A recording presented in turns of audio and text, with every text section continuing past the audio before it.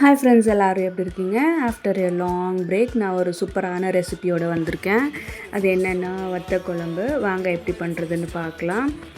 இதுக்கு ஒரு பேனில் ட்ரை ரோஸ்ட் பண்ண வேண்டிய இன்க்ரீடியன்ஸ்லாம் பார்த்துக்கலாம். 2 டேபிள் ஸ்பூன் அளவுக்கு தனியா, 1 டேபிள் ஸ்பூன் அளவுக்கு உளுந்தம்பருப்பு, 1 டேபிள் ஸ்பூன் அளவுக்கு துவரம் பருப்பு, ஒரு 2 மினிட்ஸ் நல்லா ட்ரை ரோஸ்ட் பண்ணதுக்கப்புறம் 4லேருந்து 5 காரத்துக்கு ஏற்ற மாதிரி காஞ்ச மிளகாய் போட்டு அதையும் நல்லா ரோஸ்ட் பண்ணி எடுத்துக்கலாம். இது கொஞ்சம் ரோஸ்ட் ஆனதுக்கப்புறம் ஒரு மிக்ஸி ஜாருக்கு மாற்றிடலாம். கருவேப்பிலையோட பெனிஃபிட்ஸ் ஏறாலும் எல்லா டிஷ்லேயும் நம்ம ஆட் பண்ணிக்கிறது ரொம்ப முக்கியம்.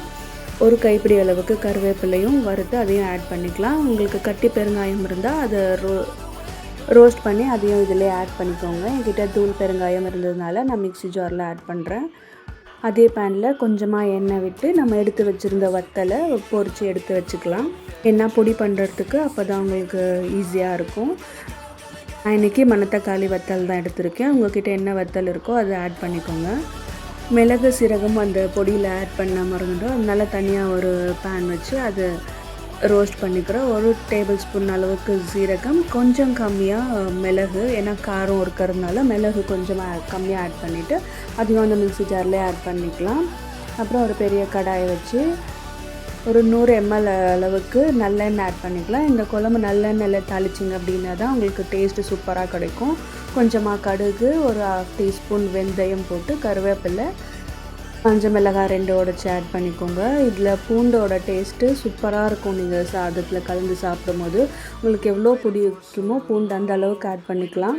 நான் இன்றைக்கி 1.5 முழு பூண்டு உரித்து ஆட் பண்ணியிருக்கேன். உங்களுக்கு டேஸ்ட் அவ்வளோ சூப்பராக இருக்கும்.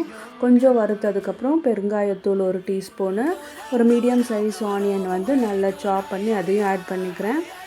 இதில் சின்ன வெங்காயம் போடுறதும் அவ்வளோ சூப்பரான டேஸ்ட் கிடைக்கும். ஏன்னா சில பேருக்கு சின்ன வெங்காயமே போட்டால் அந்த ஸ்வீட்னஸ் கொஞ்சம் பிடிக்காதுங்கிறதுனால நான் 2 வெங்காயமும் ஆட் பண்ணியிருக்கேன்.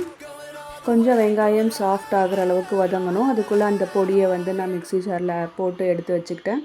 1 ஸ்பூன் அளவுக்கு மஞ்சள் தூள். இது காஷ்மீரி சில்லி கலருக்காக.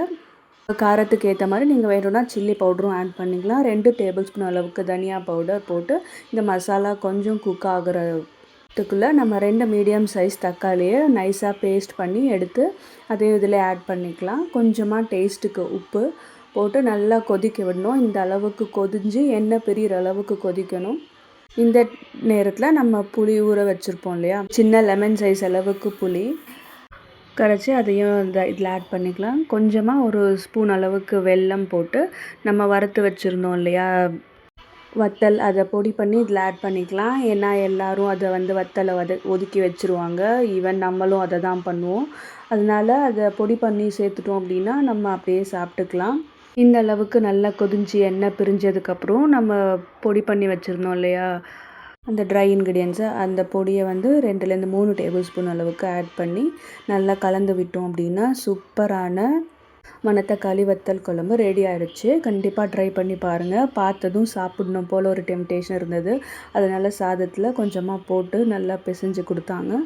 சாப்பிட்டு பார்த்தா டேஸ்ட் அப்படி இருந்தது. கண்டிப்பாக ட்ரை பண்ணி பார்த்துட்டு எப்படி இருந்ததுன்னு கமெண்ட் பண்ணுங்கள். கொஞ்சம் லைக்கும் சப்ஸ்கிரைபும் பண்ணிவிடுங்க. பாய், தேங்க்யூ.